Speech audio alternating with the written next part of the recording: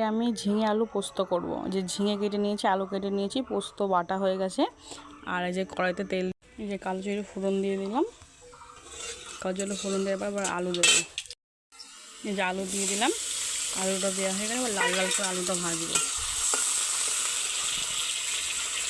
আলুটা লাল লাল করে ভাজা হয়ে গেছে, এবার ঝিঙেটা দিয়ে দিচ্ছি।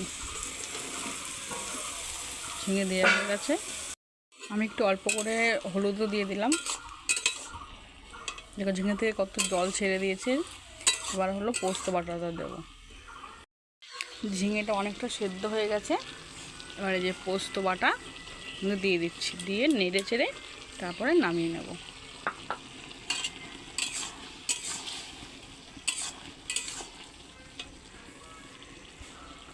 দেখো তরকারি কালারটা কি সুন্দর হয়েছে, তরকারিটা হয়ে গেছে। এখন আমি নামাবো।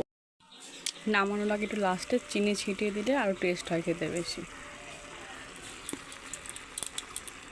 যে আমার ঝিঙে পোস্ত রেডি, ফাইনাল লুক।